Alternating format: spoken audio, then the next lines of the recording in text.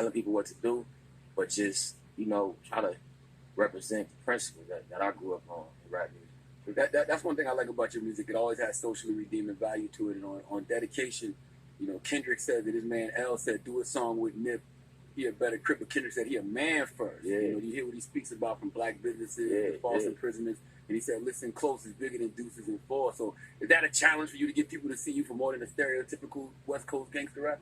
I think that, I mean, people receive me based on what I said. So I wouldn't blame people for that. I came in and said, this is where I'm from and this is what I represent. But it was for a reason. I wanted to establish, you know, what I belong to. And I looked at it like jail. That's what I used to tell my homies, because even some of my homeboys would be like, bro, you can't come out talking about the hood, and specifically, you know what I mean? I'm just like, you know, when you walk into a dorm, the first thing you establish is where you from. And then from there, you get into the person behind it. Just in case whoever got a problem with this, whoever your enemies is, you go to the back behind your business. And then you get into like, okay, I could actually fuck with you. You know what I mean? We get to know each other, but you get that out the way first. And so also I wanted my message to impact gang culture. They're arriving on scene right now to begin their investigation. 3 or 4 times, I ain't telling no lies, I'm just running up. The California rapper was taking pictures with fans outside a store when he was gunned down this afternoon. 2 other men were wounded. The crowds outside the store surrounded the crime scene, you should see right there. Police say the shooter sped off in a getaway car. He was reportedly shot as many as 6 times. The Grammy-nominated musician had several projects in the works, including rebuilding a community plaza in Crenshaw, where he grew up.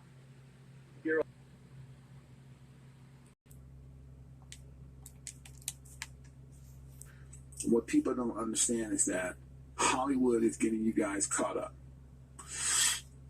Yes, I know what Cardi B said about flu. And flu's supposed to be something derogatory against the blood, not the blood, the Crips. They're saying blue, they say flu, it's like a low blow, right? And Cardi had on that mink or whatever she had on.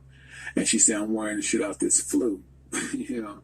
And she did it intentionally. But this is what I'm going to tell you guys, in Shy, and especially in West Coast. A lot of you brothers check out the show. You know, may not be a lot of you, but a handful of you do. And I'm talking to the Crips and Bloods right now, if they're listening. Please check this out. Listen very carefully, in Pyru, in the Shy. Listen to what I'm telling y'all. Don't get caught up with this Hollywood stuff. Okay? They're targeting you guys and confusing with these niggas that's popular. And they ain't nothing but studio gangsters. So anybody that gives a damn, let the Bloods, Crips, and Pies hear this. No disrespect to none of them. I just hate to see Hollywood confuse y'all with bullshit with Cardi B. That bitch is a demon, man. And she's trying to start fucking wars. And I believe Game knew it. Has been known to wave that blue flag. Yeah. Been known to fly that blue flag. Yeah. And back then, that was really the West Coast thing and Chicago thing. But right now, it's everywhere. The gangs is everywhere. Yeah, especially like, you know, the Bloods is all over New York crazy. Yeah. What's Snoop Dogg feel when he sees all that? You know what? At the same time, I'm proud, but at the same time, I'm disappointed because there's no understanding. You know, it's cool to be in a gang. It's cool because gang breeds love and family and friendship. See, a lot of these guys watch TV and they see it, and then a couple of guys come from out of town and they brainwash them and they get them, and then they just gang banging for no reason. So it's like, when we was doing it, we was brought up in it. We understood the rules and regulations. We were there for the foundation of it. We knew why we were getting involved. We knew the consequences. These youngsters that's in it now don't understand the consequences. They don't realize that their life is on the line every 5 minutes. And then when you find a young rapper who takes on the gang bang mode, who ain't from California, and he goes to California, and there's some real niggas ride up on him from the other side. So where you from? Nigga, ain't no where you from, nigga, what you was claiming.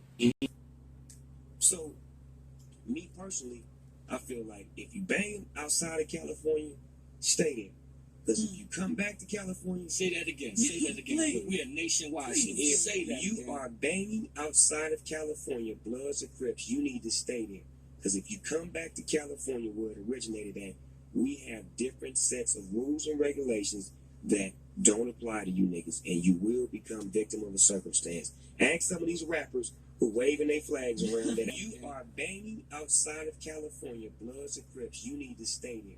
Because if you come back to California where it originated at, we have different sets of rules and regulations that don't apply to you niggas, and you will become victim of a circumstance. Ask some of these Not 100%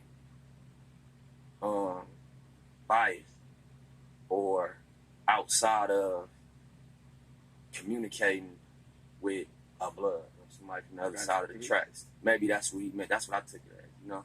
But we had to ask Kendrick his take on what he meant by it. Right. Well, I've always appreciated it. Back to the label, though. You know, because she mentioned that, and you know, when I was at Def Jam, we were trying to get you to stay at Def Jam, and you wanted out. I was at Epic. I was at Epic. That's right. I was at Epic. Yeah. And you wanted out. And we were trying to get you to stay. Like, what made you have that vision so early? Because when you were signed, this is when independent was looked down upon. Absolutely. So what made you see that vision, and then what made you go back to the label side?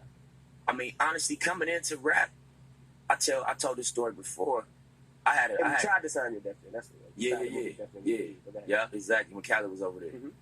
Yeah, like before rap, I mean, before I got into whatever the industry is or into a label situation, my goal as a hustler was to sell 50,000 units and to get 15,000 a show, because I read somewhere that Joel Santana got 15,000 a show. To be able to sell 50,000 indie, because I was like, I watched Master P, I studied like the independent successes what Jay and them did before they deal, and I'm like, that's impressive. As an if you could do that, then you can leverage a different type of negotiation when you go to the label. So I always wanted to go in that direction. When I did my Epic deal, you know, I was on the run.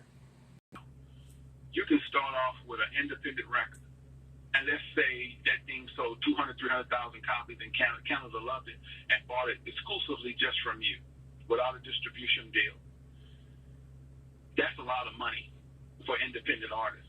Someone in that Hollywood industry is going to approach you, and they're going to they're going to ask you and say, I think you need to make a deal with us. And you'll be like, I like being I want to stay where I'm at.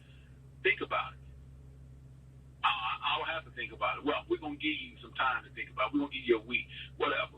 So you're going to have the attitude you're going to have, man. It's my shit. That's how you're going to have it. You're going to, man, think about them niggas, right? They're going to actually come back in 7 days. If they told you 7 days, they're coming back in 7 days, real talk. And you're going to still have that same attitude. Nah, man, like I said, I want to do my thing. Okay. They done already scoped your place out. They know ain't nobody there but you. They're going to kill you. Straight up. They're going to get something to stop your heart and say you died of an overdose, and they're going to make it look like you're a drug dealer.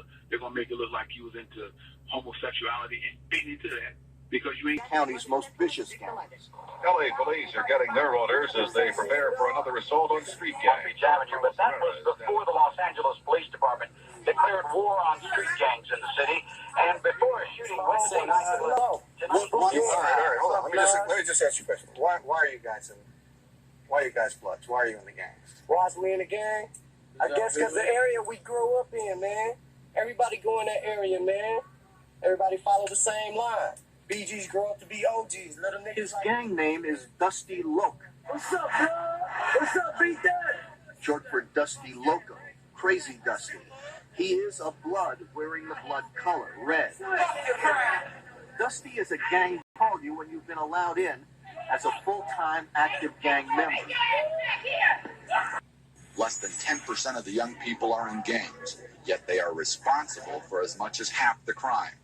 The start of the school year is the most active time of recruitment.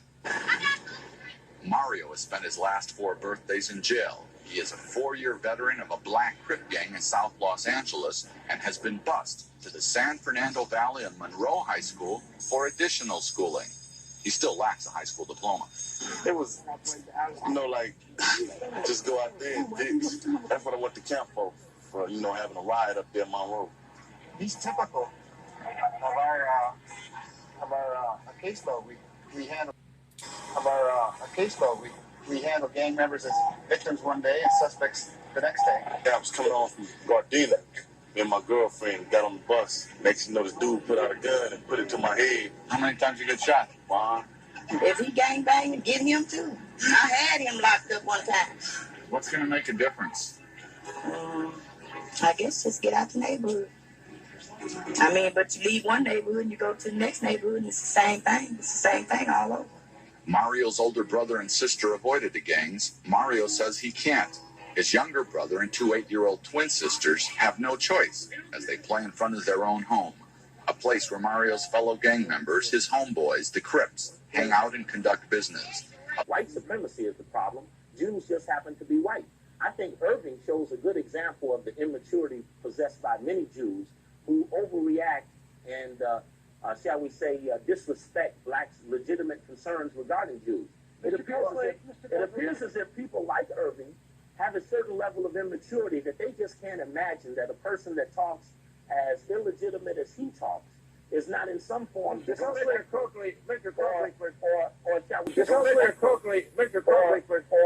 shall we say so peewee that he isn't even worth responding to. But Mr. Coakley, you can't blame him for reacting when you get up before an audience and read a statement, I don't care where it comes from, to the effect that Jewish doctors are inoculating black kids with AIDS. Well, I think what you ought to do is look at the New York Times, which talked about the doctors in Zaire who got an agreement with Mobutu to shoot up black people. This ethnic weapons program is being used all over the world. Unfortunately, Mr. Coakley, you mentioned the ethnic weapons program. How much of the problems in the black community of Chicago are the blacks' own fault? Well, white supremacy is the main problem in our community. How much of the problems are your own fault? Excuse me, if we resolve white supremacy... Names on this program, and when you make the remarks you make about violence? You know, I got to tell you something.